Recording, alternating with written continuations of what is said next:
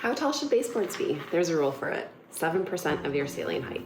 I did the math, tested 3 different options, and then didn't get there.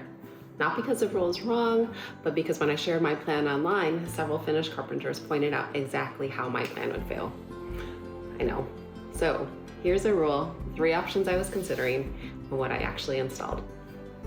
The baseboards in our home are the standard square trim you find in most new construction homes. Flat board, sharp edge, painted the same white as the wall. They aren't offensive, they're just not doing anything. I love millwork. It's one of the things I miss most in newer homes. It gives older houses depth, shadow, and a sense of permanence. It quietly makes everything around it feel more intentional. Most people may never notice it's missing, but I bet they feel its absence. Baseboards are the transition between wall and floor, and they set the visual weight of a room from the ground up. When the proportion is right, you don't notice them at all. When it's wrong, something in the room stays slightly unresolved. In my own home, I put this decision off for months. Whatever I chose here, I was choosing for the entire home. So I researched it, I saved countless examples, and then I stalled. Tall baseboards do something slightly counterintuitive. They can make a ceiling feel higher, not lower. A deeper base gives the eye a defined place to start, and everything above it reads as vertical space.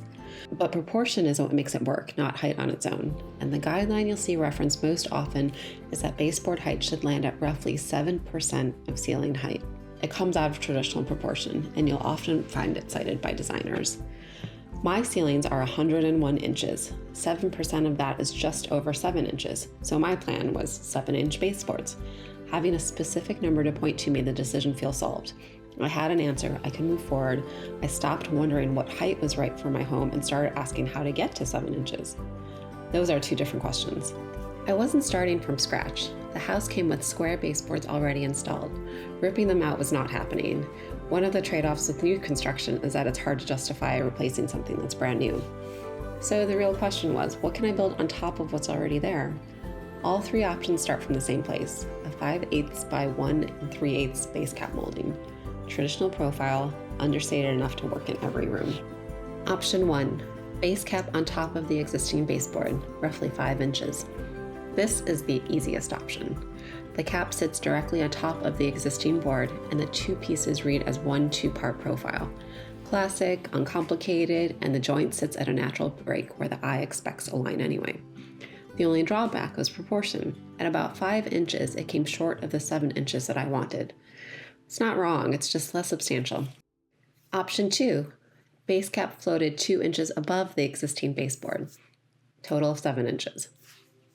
This is a detail I've seen used before. You leave a deliberate gap between the existing baseboard and the cap, and the eye reads the whole assembly, board, gap, base cap, as a single 7-inch tall custom profile. It also demands precision. The gap has to be a straight line across every wall in the house. Option 3, base cap, a 1x2 riser, and the existing baseboard. Total of 7 inches. This option was my favorite. It got me to 7 inches and solved the alignment problem. Instead of floating the base cap, you install the 1x2 flat against the wall first, then set the cap directly on top of it. No spacing to worry about. The 1x2 is the gap filled in. Visually, this was the direction I wanted. Before moving forward though, I shared the idea online to see whether anyone had solved this differently. The feedback was nearly unanimous and not what I expected or wanted to hear. Finnish carpenters pointed out the same issue with option 3, the seam between the 1x2 and the existing baseboard. My plan was to fill, sand, and paint the seam so it reads as a single piece of trim. What I hadn't considered was movement, and the 2 separate pieces of wood would move independently at different rates, so the seam that I thought I could erase would become more visible over time. I gotten so locked into 7-inch baseboards, I didn't consider the durability. Option 2 would have met the 7-inch ideal, but keeping a perfectly straight line floating across every wall was not something I wanted to take on. So I went with option 1, base cap directly on top of the existing square baseboard, about 5 inches total. I installed mine with finish nails and pre-drilled each hole to avoid splitting the molding. The kids' room is nearly finished and the difference is immediate. Now the plan is to install the base cap, room by room. It's not 7 inches, but it's the right decision for this house. And usually that's a better goal, because good design isn't just about proportion, it's about longevity. If you'd like to see the through profile side by side and the exact molding I used, all of that's in the post on designcoterie.com with affiliate links.